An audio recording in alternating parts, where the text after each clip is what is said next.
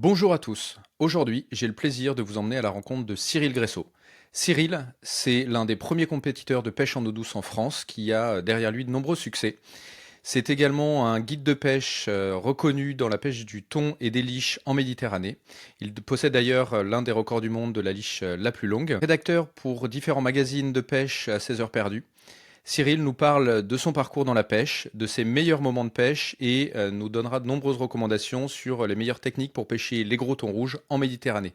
C'est parti. Salut Cyril, ravi de t'accueillir pour un nouvel épisode. Pour commencer et pour ceux qui te connaissent qu'un tout petit peu ou pas du tout, est-ce que tu peux te présenter, nous dire qui tu es? D'abord, salut Yann, hein, ça fait plaisir de te retrouver après toutes ces années. Qui je suis? Ben, je suis Cyril Gresso, je suis guide de pêche depuis pas loin de 20 ans maintenant, spécialiste du thon et de la liche en Méditerranée, à Port-Saint-Louis-du-Rhône. Le meilleur spot de pêche pour le thon rouge sur chasse, c'est là où on a la chance d'avoir des thons rouges, on va dire, quasiment toute l'année, donc tout le temps sur chasse. Donc c'est vraiment un terrain de jeu exceptionnel et on s'amuse beaucoup. Voilà. Et juste aller pour rentrer un peu plus dans le détail de ton parcours pêche, avant d'être guide de pêche, contrairement à certains qui ont commencé très jeunes, toi tu as travaillé et tu as été connu dans la pêche plutôt par les compétitions de pêche en eau douce, si je me trompe pas. Enfin, c'est ça qui Et, te... c'est tout à fait ça. Alors bon, l'histoire, elle est très ancienne, hein. Moi, l'histoire, je suis né avec la pêche. Je suis né, on va dire que j'ai ça dans le sang et que dès que je suis né, la passion, elle a commencé parce que c'est mon grand-père qui a eu quatre filles en fait, hein. Mon grand-père, il a eu quatre filles. Il a essayé quatre fois d'avoir un garçon pour l'emmener à la pêche. Il n'a pas réussi. Ma mère était la plus aînée, elle était l'aînée, et donc quand elle allait accoucher, à l'époque on ne savait pas que si c'était une fille ou un garçon. Elle avait dit à mon père, attention, hein, tu me réveilles si c'est un garçon, tu me laisses dormir si c'est une fille, parce qu'il faisait les 3-8 à la SNCF, et évidemment je suis né, donc il a été réveillé et il m'a emmené, je crois que dès que j'ai su marcher, je suis allé à la pêche, donc à un an et demi, j'étais déjà à la pêche, j'ai gagné ma première canne à la foire, à la pêche au canard, Hmm. et j'ai eu ma première canne à pêche en bambou, et donc j'ai toujours pêché. Voilà. Où que je remonte dans mes souvenirs, voilà, ça a été toujours dans moi, avec moi, et voilà, c'est plus qu'une passion, c'est quelque chose qui est tellement fort. Je pense que je passe pas une journée ou une heure sans penser à un moment donné à la pêche ou à un poisson. Donc voilà, donc j'ai toujours pêché, Mhm. que ça soit en rivière, en mer. J'ai fait les deux.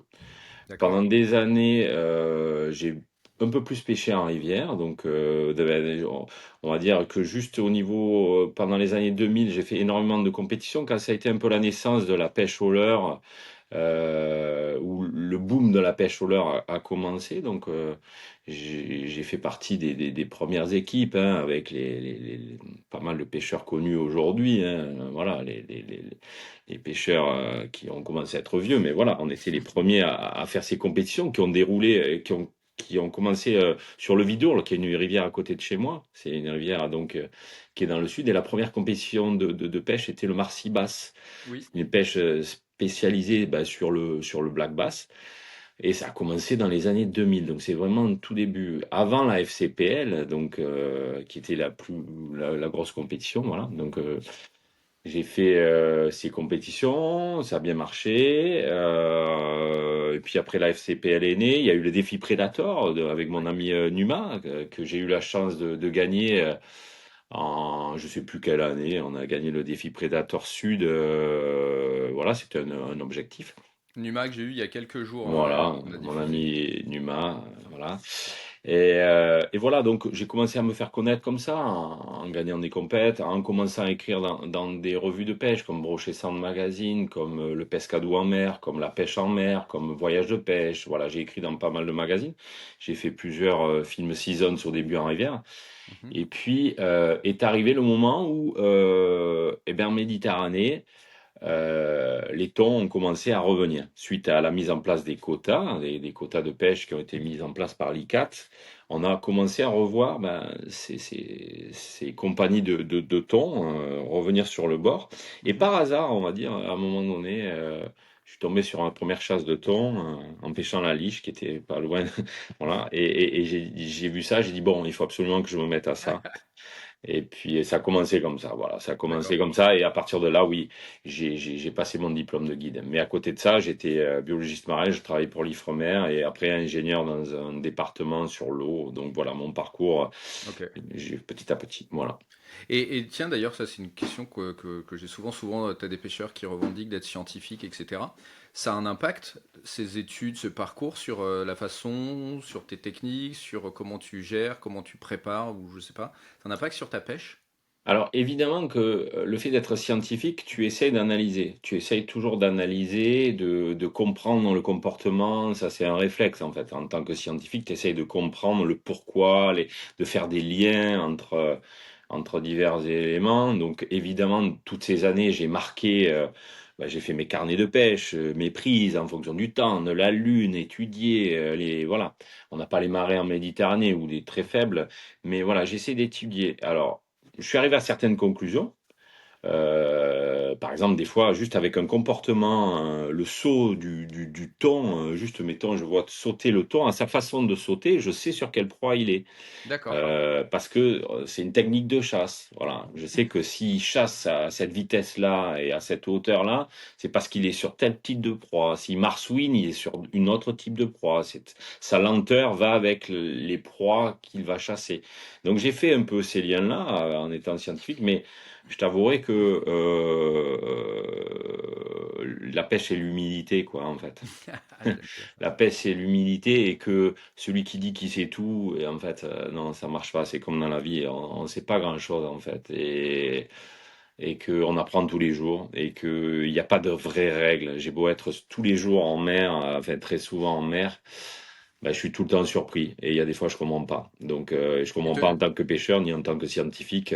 J'ai toujours des surprises, voilà. tu te rates encore en te disant, ah, aujourd'hui ça va cartonner, ils sont là Bien comme sûr, ça et bien tout. sûr. Alors ça, c'est le principe du guidage, hein. Maintenant, ça fait presque une vingtaine d'années, donc j'ai fait des centaines et des centaines de guidages, beaucoup de guidages. Donc j'ai quand même pas mal d'expérience. Et au début, quand je commençais le guidage, justement, je disais ce que je faisais la veille. Bah, je disais, hier, on a fait 20 tonnes, c'était la folie, il y en avait de partout. Voilà, ça va être top, les gars, ça fait que 5 jours, on les défonce. Et tu arrives sur le spot où ils étaient la veille, et puis là, t'as rien du tout. Donc là, ça t'apprend à dire que ben, il faut rien dire en fait. Et surtout Ouais. pas dire ce que tu as fait la veille parce que sinon tu passes pour celui qui dit, comme quand ça arrive beaucoup en voyage, ah mais vous seriez venu la semaine dernière, c'était le feu, c'était le feu. Eh, mais là cette semaine c'est dur. Donc tu passes pour ça, voilà. Donc oui, ça m'arrive d'être surpris tous les jours parce que c'est. Mais bon, c'est normal, c'est lié à cette pêche-là aussi qui est un peu particulière où c'est des poissons qui sont pélagiques, donc qui nagent tout le temps, qui nagent 200, 300 km par jour, donc ils bougent et puis des fois ils chassent en surface, des fois ils chassent au fond, donc voilà. D'accord. Ok. Euh, ok, j'ai plein de questions autour de ça, mais justement, tu évoques le sujet des chasses en surface, ils chassent au fond. Hum. J'entends beaucoup parler, enfin, quand on pêche thon, enfin, qu'on met pêche, thon, leurre, enfin, tout en même temps, c'est souvent surface, popper, etc. Ou alors broumer à pas. Est-ce que tu as une Non. alternative à ça? Alors, il faut savoir que déjà, il y a une grosse différence entre la pêche en Atlantique et la pêche en Méditerranée. Il faut savoir que, bon, évidemment, il y a toujours eu, nous, on a toujours eu des temps en Méditerranée, plus ou moins. Bon, à partir des années 2000, 2005, c'est vraiment revenu, hein, donc ça fait une vingtaine d'années maintenant. Et en Atlantique, ça fait un peu moins de temps que c'est revenu et que ça se développe. Déjà, les chats sont pas tout à fait les mêmes, les proies sont pas tout à fait les mêmes en Atlantique et en Méditerranée. En Atlantique, il y a plus on va dire, des grosses proies que des petites proies, alors qu'en Qu'est-ce que tu Méditerranée, des grosses proies? Des ah ben, maquereaux, du bar, du maquereaux, lait? des plus grosses sardines, voilà, ils peuvent chasser D'accord. des plus grosses proies, alors qu'en Méditerranée, ils sont très souvent sur des petites proies. Ok. Des proies qui peuvent être minuscules, hein. Ça peut être Ah ouais. des alevins de 2-3 centimètres, comme la plupart du temps, je dirais qu'on est sur des sardines ou des anchois de 8-10 centimètres, sachant que la D'accord. taille des sardines diminue en Méditerranée parce que par rapport au plancton, par rapport à pas mal d'éléments, des études scientifiques l'ont montré, la taille des sardines diminue et donc on est sur des petites proies. Donc les poissons ne chassent pas de la même façon. Donc oui, on utilise nous en Méditerranée des poppers dans certains cas, Mais on va dire que moi, en tout cas dans mes techniques, j'utilise à 60-70% des leurres qui vont sous l'eau quand même, tu vois. D'accord. Donc Ok. dans la couche inférieure entre 0 et 1 mètre, 0 et 1 mètre 50, ça D'accord. m'arrive même de descendre beaucoup plus bas avec des leurres souples et de D'accord. laisser en profondeur. Donc voilà. Ok. Le popper, c'est vrai qu'en Atlantique, c'est quasiment que ça, enfin beaucoup. Nous, il faut heureusement qu'on a beaucoup d'autres leurres et qu'on utilise beaucoup d'autres leurres parce que sinon on se casserait les dents. Voilà. Ok. On y reviendra. J'ai plein de questions. Ouais, ouais. Juste un peu le principe de ce podcast, c'est de parler d'un de tes souvenirs les plus marquants de pêche. J'ai eu tout, hein. J'ai eu la première carpe avec le papa de Numa. Il y en a d'autres que j'ai pas encore diffusées, donc je vais pas en parler. Euh, Toi, si tu dois retenir un seul beau moment de pêche que tu as eu dans toute ta vie, est-ce qu'il y en a un où tu te dis waouh, Alors, est-ce que c'est possible de t'en raconter deux? vas-y. Je suis J'ai bavard. essayé de me prêter à l'exercice et dans ma tête, j'arrive pas à en choisir un. J'en ai deux. Alors, j'en ai deux parce que moi, les meilleurs souvenirs, c'est avec les potes, en fait, hein. Bon, j'en ai plein, j'ai des milliers de souvenirs de pêche, bien évidemment, exceptionnels, des pêches incroyables, les gros poissons, les machins, mais c'est vrai que c'est pas ça que je retiens. Je retiens les pêches avec les amis, tu vois, et des moments forts, exceptionnels. Donc, j'en ai un premier avec notre ami commun qu'on a tous les deux, notre ami Patrick Sébille. Sans doute le plus grand pêcheur français et un des meilleurs pêcheurs au monde, en tout cas Ce pour sera sûrement moi. l'épisode avant toi, hein. Hein? Ce sera sûrement l'épisode avant toi. Je pense qu'il a dû être diffusé il y a quelques jours. D'accord. Et donc mon ami Patrick Sébille, qui est exceptionnel, ça faisait des années que j'avais en quête un tarpon et que j'allais chaque fois chez lui pêcher en Floride et que j'ai attrapé des dizaines de tarpons et cassés, décrochés. Enfin, tu connais ça, hein. Hmm. C'est un poisson très difficile. Et je crois que c'était la sixième ou septième année que j'y allais. Et chaque fois, je restais capot sur le tarpon. Enfin, en tout cas, capot, je les perdais tous. Donc un peu désespéré. Et là, pareil, même ces jours, 10 jours de pêche, et je touche des tarpons, je les perds tous. Et arrive le dernier jour. Et le dernier jour, quasiment au tout début, je pêche avec son petit flat shad magique là, et je descends et boum, j'ai la touche. Et là, c'était à côté d'une plateforme, et le tarpon part sous la plateforme, me prend 100 mètres, je ne sais pas encore que c'est un tarpon, c'est un gros poisson, mais je me doute que c'est un tarpon, et ça part sous la plateforme comme ça. Je mets la canne sous l'eau, il y a Patrick qui me gueule dessus, mais vas-y, plus bas, machin. Et ça dure 7-8 minutes, c'est filmé, c'est un GoPro. Et arrive ce qui doit arriver à un moment donné, au bout de 8 minutes, le poisson il a pris 100 mètres et malheureusement, avec l'angle, la tresse, elle touche cette genre de plateforme et ça casse. Et là, je suis dégoûté, j'en peux plus, je jette la canne, je dis j'en ai marre. Et là, Patrick, il me dit non, mais là, lâche pas l'affaire, continue à pêcher. Bon, je prends une canne, je pose la canne qui est cassée, je prends une autre canne, je continue à pêcher, mais un peu désespéré. Puis dans ma tête, je me dis, ah, le poisson, il est parti quand même avec 100 mètres de fil. Bon, peut-être que j'attraperai le fil, je vais récupérer le leurre, quoi. Et je pêche 1 heure, et puis 1 heure et demie. Et au bout d'1 heure et demie, je remonte mon leurre, et en remontant mon leurre, je remonte ma ligne de pêche que j'avais cassée 1 heure et demie. Et là, je tire dessus, bon, je sais rien. Et là, Patrick, il me dit, attends, peut-être qu'il y a un poisson en dessous, il y a encore peut-être. Et donc, il refait le nœud de la canne qui était cassée, on fait un nœud rapide, et puis là, moi, je reprends le contact, je mouline, et au moment où je reprends le contact, je vois que la ligne bouge. Et là, je comprends que le poisson est Allez. encore au bout. Et là, ça repart, comme ça. Et je suis reparti pour 45 minutes de combat, je crois. Le tarpon, il saute en l'air. Là, est exceptionnel. On arrive à le sortir de la barge. Et puis, plus le combat avance, plus je me dis, ben, ça va le faire, quoi. Mon premier tarpon, il n'est pas loin. Et à un moment donné, ça saute. On est presque au bout. Et au moment où il retombe, je sens comme un décrochage et une façon de tirer bizarre. Et là, Patrick, il me dit, mais des fois, ce qui se passe, c'est que au moment où le tarpon saute en l'air, ben, quand il saute, il se décroche de la bouche et puis il peut se raccrocher par la queue. Je dis, non, c'est pas possible. Et en fait, c'est ça qui s'était passé. Putain, Donc, le tarpon s'était décroché, raccroché par la queue. Et je ramène le tarpon, je sors mon premier tarpon comme ça. Donc, après l'avoir cassé, magique. rattraper la ligne au bout d'1 heure et demie, il se décroche en sautant, il se raccroche par la queue et je le sors. Voilà, ça c'est une Magique. anecdote qui est incroyable, qui est filmée. Donc, c'est une vidéo que j'ai mis sur ma chaîne YouTube et qui est assez exceptionnelle. Et, euh, et un autre de mes souvenirs, ça reste la première fois où je suis allé au lac Mistassini avec un autre de mes grands amis qui est mon ami Cyril Choquet, pour qui je travaille aujourd'hui d'ailleurs, que j'organise toutes ces émissions. Et la première fois qu'on a pêché ensemble sur le lac Mistassini, en fait, qui est un lac tout au nord du Québec, on fait une session de pêche paradisiaque au brochet. Voilà, on était au paradis des brochets. Et dans la journée, on se retrouve tous les deux sur un bateau et on doit faire chacun une vingtaine de brochets mètrés dans la journée. À des doublés de poissons d'1 m 10, 1 m 15, une euphorie la plus totale où tu te dis, c'est la première fois que j'allais là, je me dis, mais c'est pas possible, je suis en train de vivre un rêve éveillé, un paradis exceptionnel, je pensais même pas que ça existait. Voilà. Et on était en train de rentrer, donc c'est pas tellement les poissons que je raconte, mais on était en train de rentrer, et là, le lac était vraiment un miroir. Et on était dans nos rêveries tous les deux.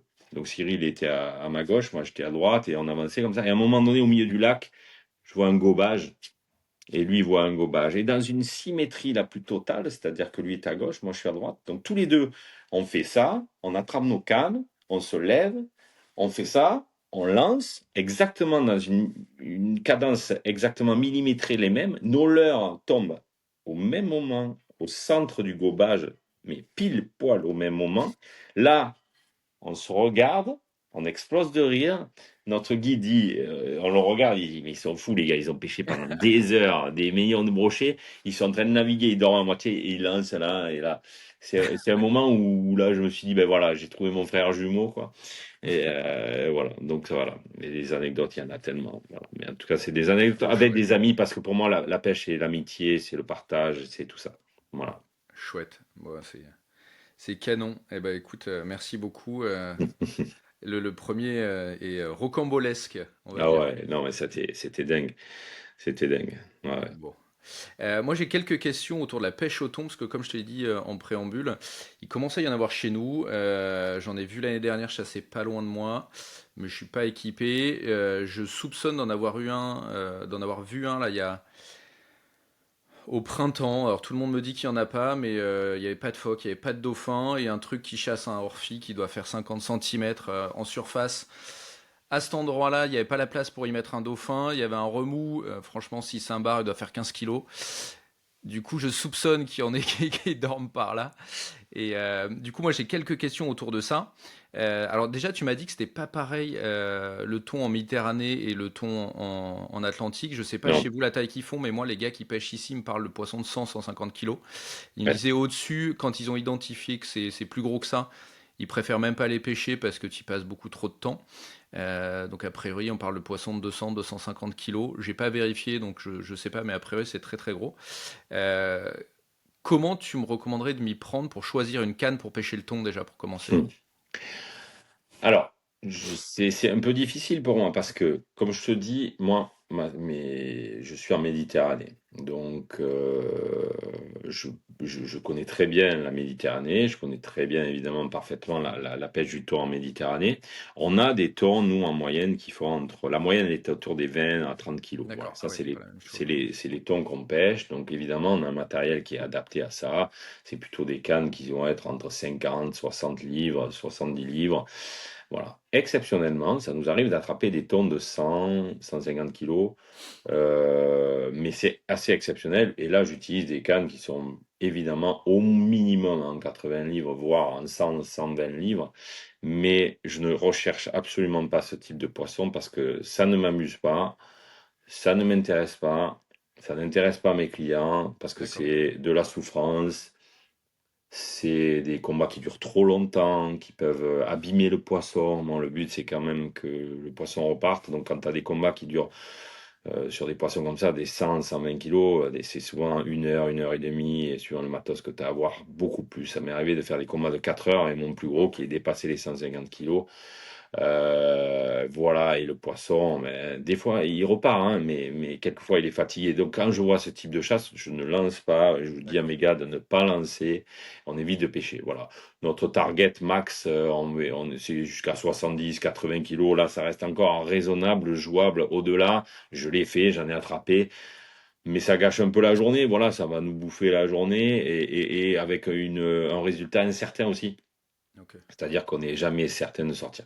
Ça, c'est en Méditerranée. Sachant que, encore une fois, les comportements en Méditerranée ne sont pas les mêmes que les comportements en Atlantique. Je n'ai pas la connaissance en Atlantique, donc je ne vais pas avoir la prétention de dire quoi que ce soit sur l'Atlantique parce que c'est pas ma pêche là-bas.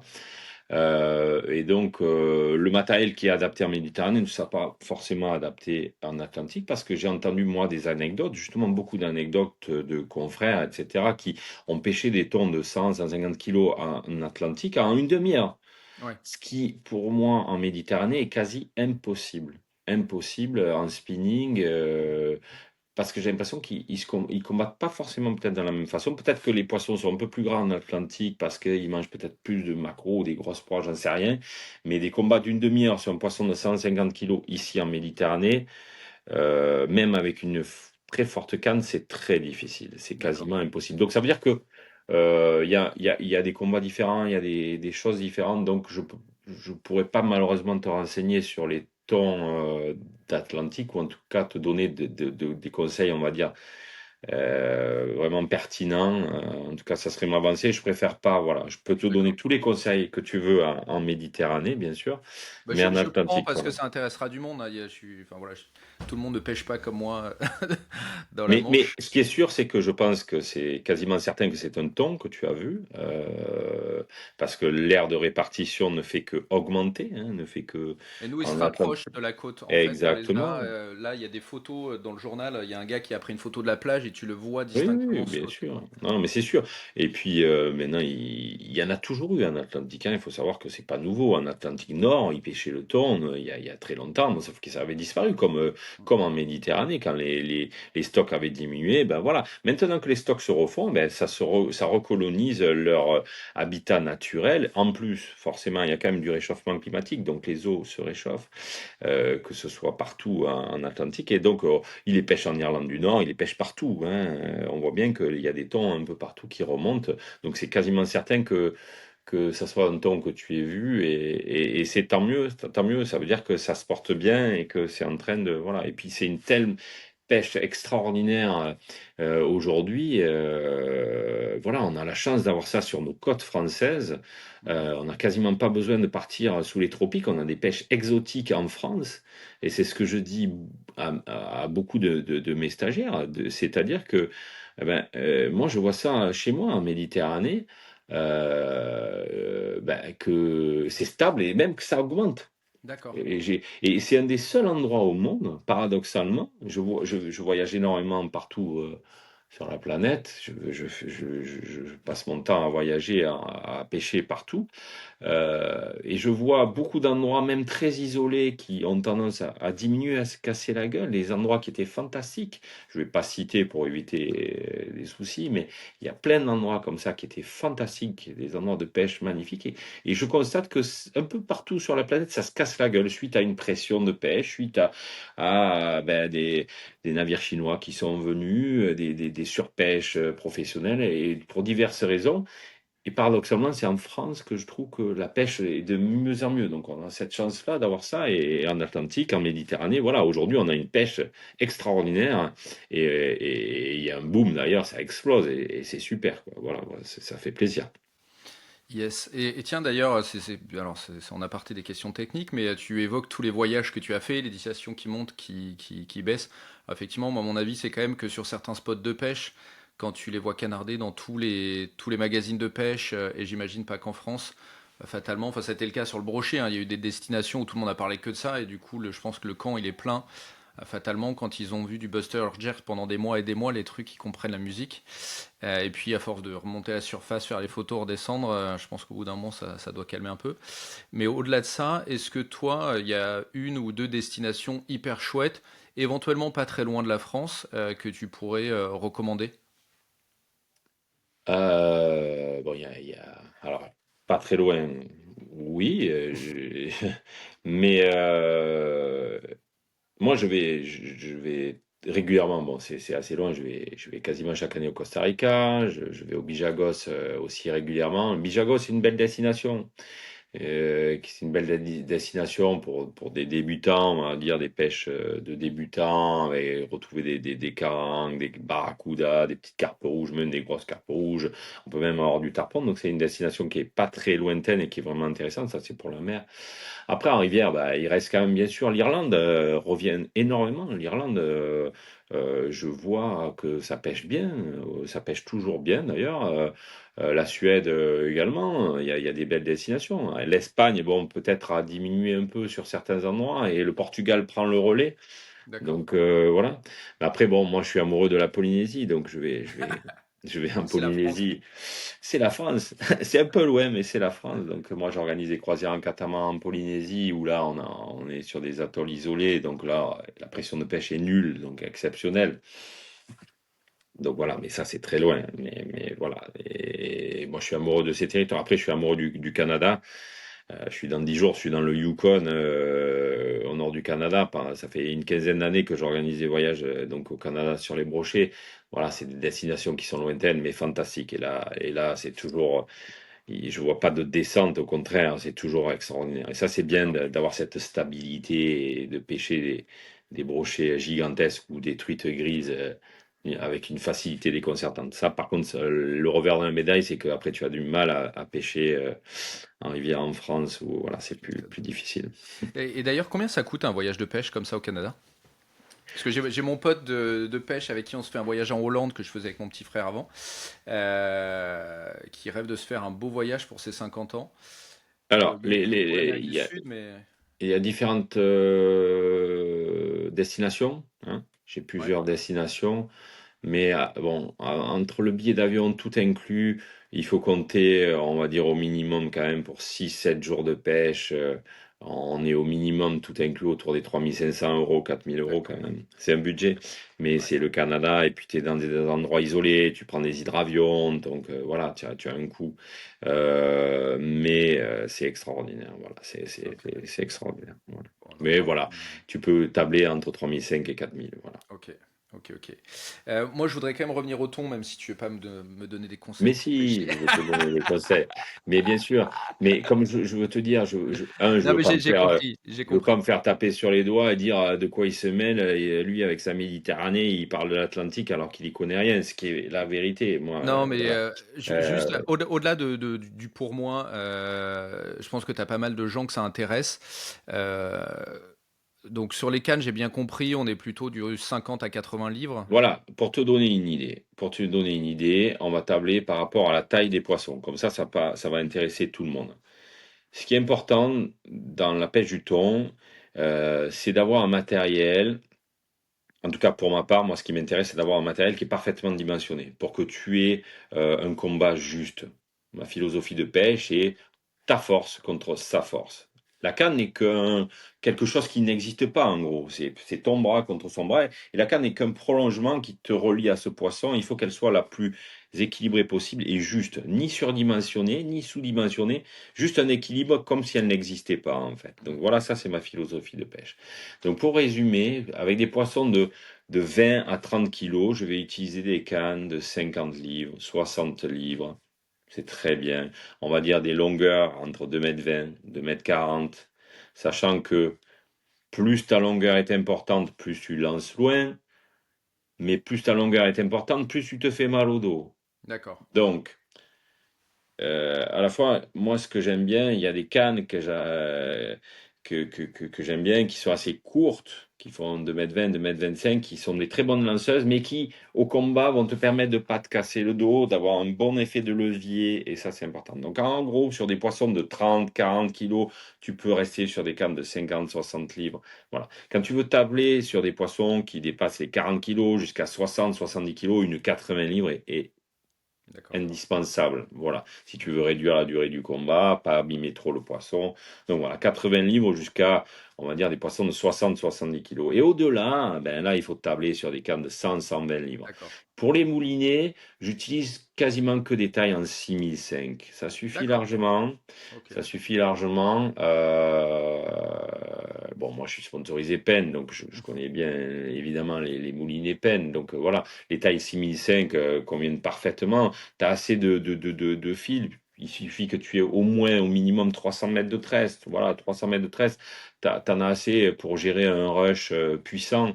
Évidemment, la tresse est adaptée à la taille de ta canne. Si tu as une canne en 50 livres, il faut pas mettre une tresse en 70 livres. Voilà, tu mets une tresse qui est adaptée. Il y a des très bonnes tresses sur le marché qui sont des vrais 50 livres, des très bonnes 50 livres qui vont tourner autour d'un diamètre de 30 centièmes, 30 millimètres. Donc ça te permet de lancer très loin et de gérer des combats jusqu'à 50 kilos. C'est tout à fait gérable.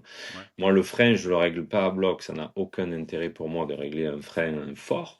D'accord. Au départ, le ton doit gérer son rush. Donc, tu le laisses partir. Le frein, moi, je suis pas bourrin du tout, hein. On le laisse partir. Le rush, tu le laisses. Voilà, il faut mieux avoir un frein un peu plus souple au départ. Et au fur et à mesure du combat, là, tu resserres. Ok. C'est mieux que d'avoir un frein très très fort dès le départ. En tout cas, c'est ma façon de faire. Encore une fois, je ne prétends pas que c'est la solution, mais en tout cas, moi, je vois que ça marche. Ça marche bien et ça m'évite les casses, les décrochés et beaucoup de mésaventures. Voilà. Et les leurres, ben, moi, j'utilise beaucoup de leurres. J'utilise des leurres souples. Des tailles qui vont de 8 à 12 centimètres. Ma taille, voilà, mes tailles, c'est vraiment 8-12 centimètres, hein. Donc, que ça soit des stick bait flottants, des stick bait coulants, des poppers, D'accord. des leurres souples. Voilà, on a des jerkbait aussi. J'utilise des Ok. jerkbait de 8 centimètres, 10 centimètres, donc assez petits. Voilà. En fonction de l'activité, comme je te disais, en fonction de la chasse, en fonction de comment je vois qu'il saute ou sur quel type de proie, ben, je vais m'adapter et chaque jour, en fonction de la météo, du vent, des courants, etc. Il y a beaucoup de choses qui rentrent en jeu et évidemment aussi la couleur de l'eau. Voilà. Ok. Les hameçons, c'est un casse-tête. Entre. Typiquement, toi, tu utilises des leurres qui. Alors, peut-être, c'est moins le cas maintenant, mais longtemps, ça a été des leurres pour le bar, le bass, etc. Donc, pas trop Ouais, fait pour leur exactement. tirer dessus. Ouais. Du coup, pas non plus fait pour nager avec des hameçons qui vont faire un poids conséquent. Comment tu gères ça? Alors, la plupart des marques ont des hameçons forcés, même dans les petites tailles, hein. Moi, je travaille avec une marque française hein, qui est voilà, que j'aime bien. Hein, ça fait des années. Hein, VMC, hein, c'est une marque française. On peut être fier aussi de notre industrie. Donc VMC, voilà, je trouve qu'ils ont des très bons hameçons. Donc moi, j'utilise cette marque, voilà, et ils ont des hameçons renforcés qui sont en 6X, même en petite taille. Donc vraiment, on peut, voilà, il faut garder la proportion du leurre en fait. Si tu as sur ton leurre du 1 ou du 1,0, ben, il faut remettre un 1 ou un 0 renforcé. Mais même un 4X des fois suffit. Encore une fois, comme je te disais, moi je n'ai pas un frein très puissant. D'accord. Donc le problème vient des casques quand tu utilises des freins très puissants. Il y a des gars, bon après ça dépend les endroits, si tu pêches en eau profonde, moins profonde, mais bon quand tu as un fond de sable et que tu peux laisser partir ton poisson. Tu n'es pas sur une GT comme dans 10 mètres d'eau. Il faut absolument que tu la bloques et que tu aies ton frère à 13, 14, 15 kilos pour bloquer, empêcher de partir. Là, et c'est dans ces cas de figure où, eh ben, à un moment donné, il y a bien quelque chose qui va casser.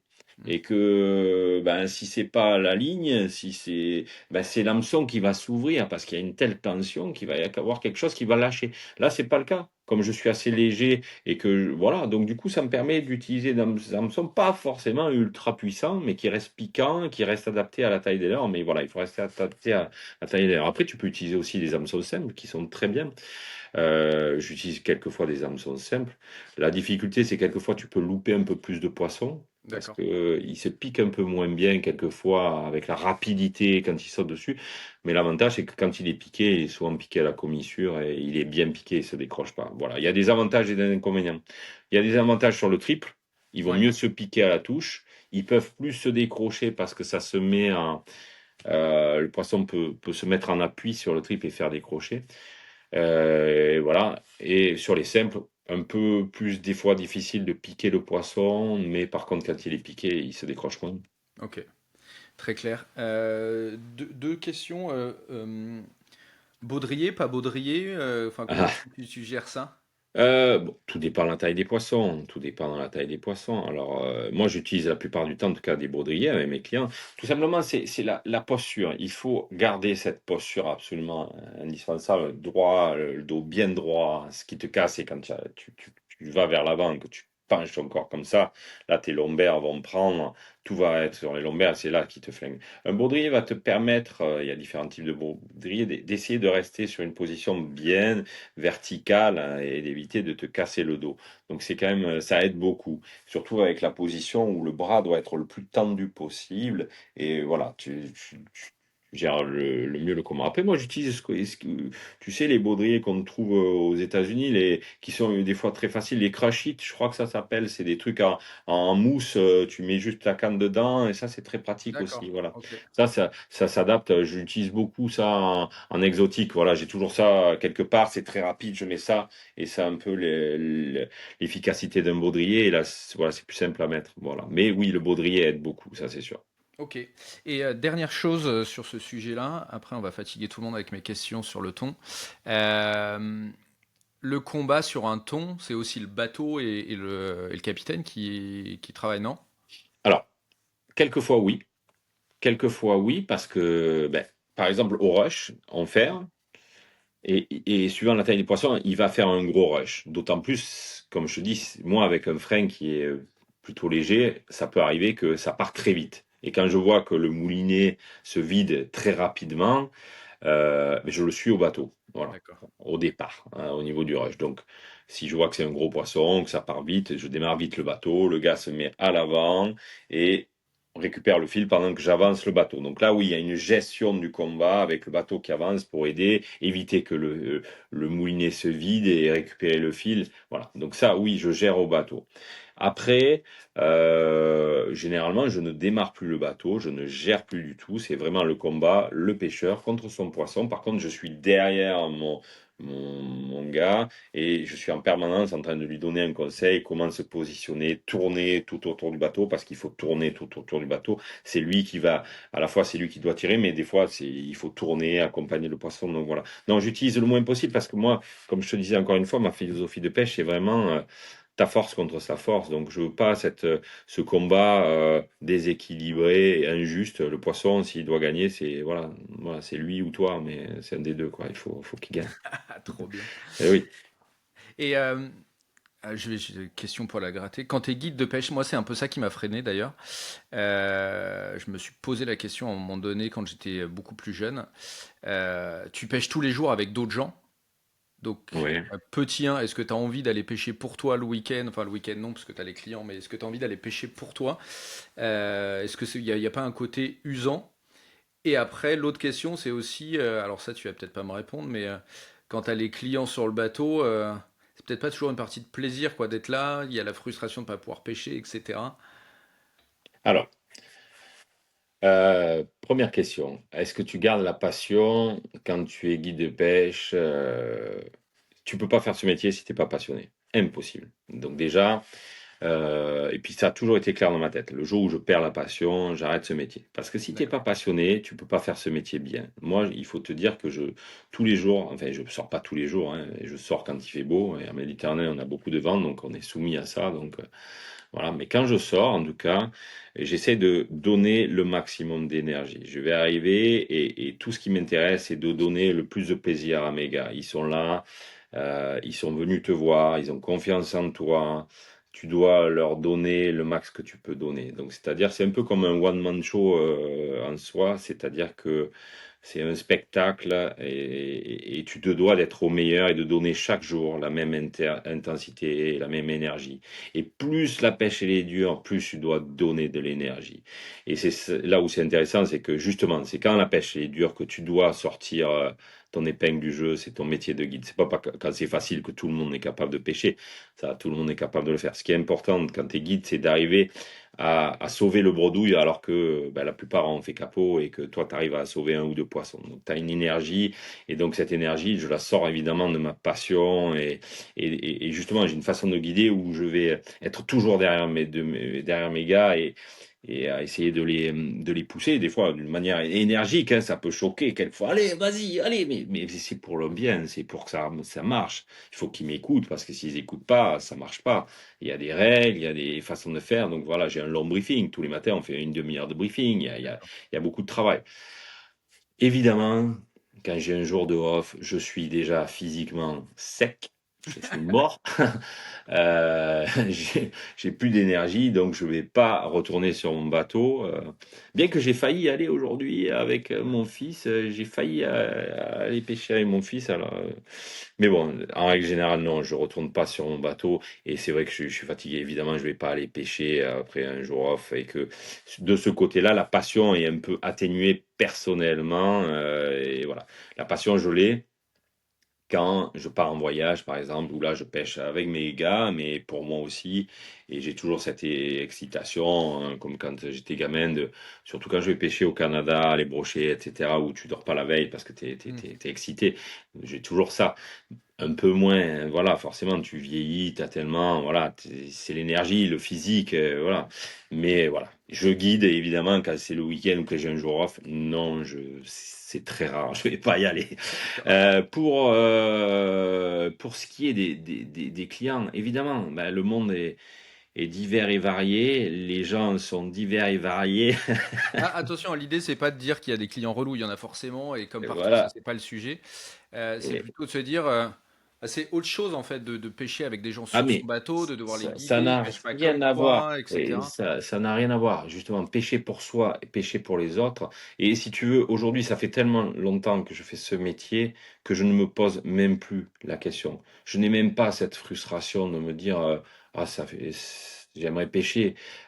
Non, je suis là pour eux de D'accord. A à Z. Ça m'arrive de lancer parce que c'est une pêche où il faut être ultra rapide, ultra précis. C'est tout ça, l'art de la pêche, la pêche sur chasse du thon, c'est la précision et la rapidité, c'est le timing. Et quelquefois, les gars, ben, ils arrivent là, ils disent, ah, qu'est-ce que c'est ce truc, hein? Il y a une seconde pour lancer, ils ont du mal. Donc, heureusement que je suis là pour lancer. Ok. Souvent, ça permet de sauver le bredouille. Et évidemment, je lance, je passe la canne, ils ont le rush et tout ça. Donc, je pêche en soi un petit peu pour mes gars. Voilà, mais c'est vrai que ça n'a rien à voir de pêcher pour toi et pour les autres. Il y a une pression qui est difficile. Pendant des années, j'avais l'angoisse matinale en me levant, à me dire qu'est-ce que c'est? Alors déjà, j'étais un angoissé de nature. Quand tu fais ce métier, tu sais absolument pas ce qui t'attend. Donc, Ouais, c'est la loterie. mais maintenant, voilà, maintenant je le prends autrement. C'est-à-dire que je sais ce que j'ai à faire, D'accord. je sais ce que je vais faire, je vais tout donner. Donc la pêche ne dépend pas de moi. Enfin, elle dépend de moi, bien évidemment. Mais en tout cas, ma partie, je vais la faire. J'ai une obligation de moyens, c'est-à-dire les moyens, je vais mettre le bateau le mieux adapté, les cannes et les leurres qui sont adaptés, tout ce qui va bien. Je vais amener les clients là où il faut et tout ça. Je vais donner tout ce que je peux, toute ma connaissance, mon expérience. Et à un moment donné, il y a le paramètre que je ne domine pas, c'est la nature et les poissons. Et ça, à un moment donné, il faut lâcher prise. Et j'ai aujourd'hui, avec l'expérience, je lâche prise. Voilà, ça marche la plupart du temps, mais il y a quelques jours, on comprend pas. Donc voilà, c'est comme ça. Et il faut l'accepter. Voilà. D'accord. Et si les gars, ils l'acceptent pas, c'est que c'est pas tout Ok. à fait des vrais pêcheurs. Et il y a pas, moi ça c'est un truc qui m'a toujours inquiété de, tu vois, typiquement il y a des, je pêche beaucoup à pied le homard, c'est les mêmes cailloux depuis avant que je sois né longtemps, et j'ai du mal à emmener du monde parce que les gens vont revenir parce que c'est là que ça se passe, c'est comme ça, et en fait moi typiquement c'est un loisir, bah, c'est mon kiff, et c'est relou en fait de retrouver les gens que tu as emmenés venir dans ton dos. Il n'y a pas ce truc-là, tu recroises pas les mecs qui viennent pêcher là où tu les as emmenés avec leur bateau, etc. Alors, l'avantage de la pêche du thon, c'est que, comme je te disais, c'est un poisson pélagique. Donc, ça nage 200, 300 km par jour. Ça ne s'arrête jamais de nager. Ils sont toujours à la poursuite des proies. Ils sont à un endroit hier, aujourd'hui ils seront peut-être 20, 30, 40 kilomètres de la zone où ils étaient hier. Ça bouge tout le temps, donc il n'y a pas de spot précis. En plus, nous on est sur du sable, on n'a pas de zone rocheuse, on n'a pas d'épave, enfin pas de zone précise où tu sais que tu vas arriver là et tu vas avoir les chasses. Non, ça n'existe pas. Donc de toute façon, ça change tous les jours. Donc pas de risque d'emmener des gars qui vont revenir sur tes spots. Moi, ce qui m'arrive, c'est que je suis suivi très souvent. C'est-à-dire que, voilà, c'est sûr que les gars, ils me collent au train. Et des fois, il y a pas mal. Mais c'est le jeu, c'est normal, hein. Bon, les guides, on sort tous les jours et ben, c'est de bonne guerre. Voilà, bon, c'est normal. Les gars qui sortent pas souvent, bon, ça peut se comprendre et ils savent que tu vas aller généralement dans la bonne zone. Mais non, voilà, en tout cas, il n'y a pas de risque sur le ton. Tu donnes pas tes coins. Les coins, la mer, le terrain de jeu est immense. Donc, des fois, je vais complètement à l'est, des fois, je vais face, des fois, je vais à l'ouest. Et tous les D'accord. jours, ça évolue. Donc, il n'y a pas de règles et sur ça. Sur d'autres techniques de pêche comme le loup ou les liches, par exemple, la liche, oui, il y a des spots évidemment un peu plus précis et tu peux pas, évidemment, t'emmènes des gens, bien sûr, mais c'est le jeu aussi. Tu leur, voilà, et Ça ils peuvent t'arrive souvent reconnaître. d'avoir des clients qui reviennent? Qui reviennent avec moi? Non, non, qui reviennent, que tu recroises Après? sur l'eau. Ah Que tu recroises sur ben, l'eau. si tu veux, depuis toutes ces années de guidage, j'ai tellement formé de pêcheurs que je croise des dizaines et des dizaines d'anciens clients qui ont acheté leur bateau et voilà, qui pêchent par eux-mêmes. Et ce qui est normal aussi, voilà, ils vont voir un guide, ils apprennent, ils se forment et après, ben, ils sont autonomes. C'est ton métier, il faut l'accepter, voilà. Mais oui, j'ai des dizaines et des dizaines de clients qui aujourd'hui ont leur bateau et que je croise et qui sont des amis maintenant. Voilà, c'est le jeu. Après, voilà, il faut faire avec. Tu évoquais le fait d'avoir des journées difficiles où il faut quand même essayer de faire choper un poisson ou deux pour des gens qui viennent pour ça. Tu disais que c'était pas évident, mais que souvent tu y arrivais. C'est quoi la secret sauce de Cyril Gresso pour choper un thon en conditions difficiles? L'expérience, c'est une évidence. C'est l'expérience. À un moment donné, alors, il y a deux choses. Et l'expérience et ne jamais abandonner. D'accord. Tu vois, s'il y a bien quelque chose que j'ai appris pendant les concours de pêche, c'est never give up. Jamais abandonner. Jusqu'au bout, tu dois y croire. Et des fois, je vais sauver la pêche parce que je vais aller dans une zone où généralement je finis par cette zone parce que généralement je sais qu'il y a toujours un ou deux poissons qui traînent, où je vois la sterne qui va papillonner et que ben, des fois je vais me battre alors que je vois même pas le poisson. Je sais que la sterne elle est sur un seul poisson. Je vais jeter sous la sterne et tu peux sauver la pêche sur un poisson, même en conditions difficiles. Donc évidemment, il y a l'expérience, la lecture que tu as de la nature en étant très souvent sur l'eau. Forcément, si t'es pas trop mauvais, en étant depuis des années, tu as acquis une expérience et ça te sauve. Et voilà, ça te sauve. Après, tu mets tous les moyens que tu peux pour y arriver. C'est-à-dire que si tu dois faire 150 km en mer, tu vas faire 150 km quand c'est dur. Tu vas faire beaucoup plus de kilomètres. Tu actives ton réseau, les amis qui sont sur l'eau, tu appelles, tu essaies de trouver les zones. Et voilà, tu donnes, tu fais tout ce que tu peux pour trouver la solution. Entre ton expérience, ne jamais lâcher l'affaire et donner le maximum d'énergie. Et c'est ça qui fait qu'à un moment donné, ben, voilà, la plupart du temps, tu sauves. Voilà, j'ai très peu de. C'est rare les capots, quoi. C'est quand même très rare, mais ça demande beaucoup d'énergie. Voilà. D'accord, ok.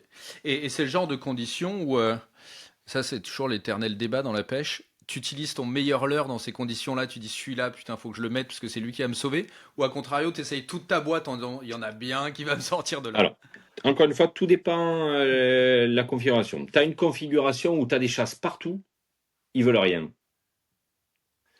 Ça arrive. Ils sont sur des proies à la con, ils ont un comportement à la con. Alors des fois, c'est parce que tu es sur un groupe particulier et il vaut mieux que tu abandonnes ce groupe et que tu cherches un autre groupe.